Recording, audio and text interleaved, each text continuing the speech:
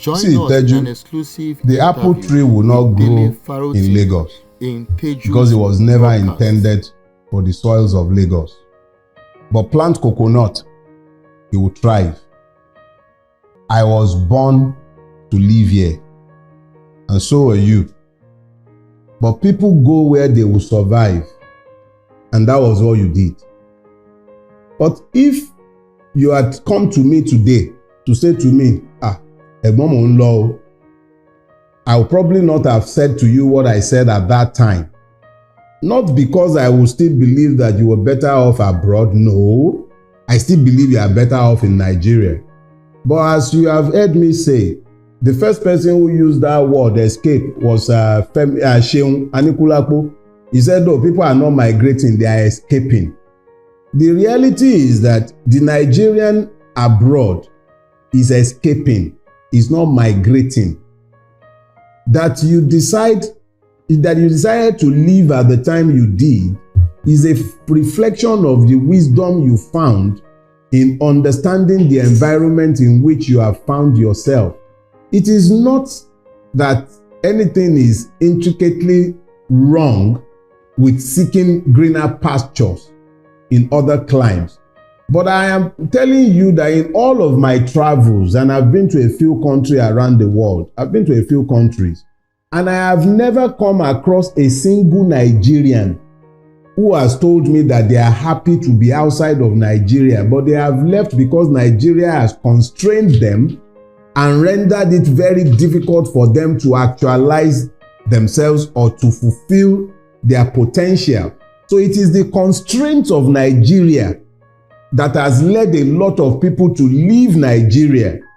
So the wisdom of your decision is unquestionable.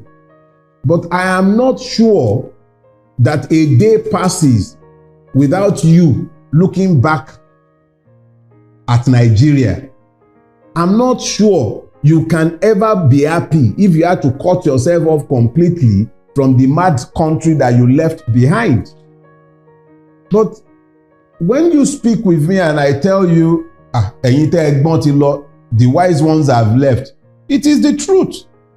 The objective reality is that there is nothing about Nigeria to suggest that those of us who have stayed behind are sane. You actually have to be insane to have a choice about leaving Nigeria and then elect not to go. You actually have to be functionally insane to remain in Nigeria. In fact, it is my thesis and argument that if you truly want to know the insane Nigerian, look to the ones who have a choice as to where they will live and who can afford to live abroad but elect to stay behind in Nigeria. Anyone you know who can afford to live abroad and has refused to go and has stayed behind is a madman. The person has to be insane. Yes, now, the person has to be insane. How can you exercise a choice to remain in a place that is as functionally crazy as our country has become? Everything that should not happen, every abnormality has been normalized in our space. Everything that shouldn't happen is happening in this place. Everything. And yet, we all carry on as if it is completely normal. So, yes, I don't believe that it is right for a Nigerian to leave Nigeria and go abroad, especially America, because even the blacks who were born there, who are fourth and fifth generation, are not accorded the full rights of a human being. When the system can find its way to deal with them the way it is structured to deal with them, it still deals with them as though they are still enslaved. So as bad as he bad, the Nigerian soldier look at me too, I can shakara him. He doesn't know who my father is. If it comes down to that level, we can shakara each other. May God rest Pius Adesomi in his bosom. I read a piece that he wrote some years before he died, how he would have to drive all the way into the Canadian bush to go and hoot his horn. You know, he hadn't been hearing car horn, so he would drive into the forest to go and press his horn so that he can hear it, because it's too normal and sane in that place, and he's not used to the normalcy and sanity. We are Nigerians. Sanity is far from us because our country does not allow us the luxury of sanity. That is just the reality. So you have described yourself herein as being an insane person. If I was sane, why would I be in Nigeria? I have to be insane to be here now.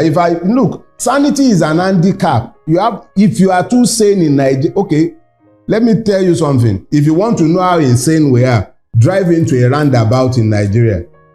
You are driving into the roundabout, you know that the person in the roundabout has the right of way and you are waiting for him to go.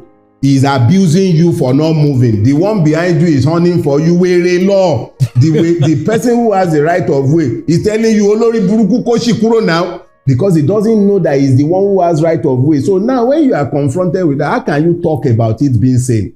A policeman, in Yoruba language, you call a policeman Olokpa. Olokpa means the bearer of the staff. The staff that he bears is the king's authority, is the symbol of the king's authority. So the policeman is essentially the symbol of the authority of the state because he's the enforcer of the state's laws. Policeman, a creation of law, turns his gun on you, a citizen, and he tells you, I will shoot you and nothing will happen. So the person who should enforce the law is the one who is declaring the state of impunity, and you tell me that's a sane environment. What is sane about that? If a policeman should say that to you in America, he will lose his job. Even in the most racist part of America, if you catch him on camera turning his gun on a citizen or even an immigrant or even a goat, if he would dare to turn his gun on a dog and shoot the dog, he will lose his job. But in Nigeria, nothing will happen. He's told you the truth. He will kill you and nothing will happen. This Nigerian Senate padded the budget, 3.7 trillion. No. What has happened? Nothing. So are we sane? How can we be sane and that will be happening in our country and nothing? Have you seen any reaction on our street? Nothing will happen. Nothing.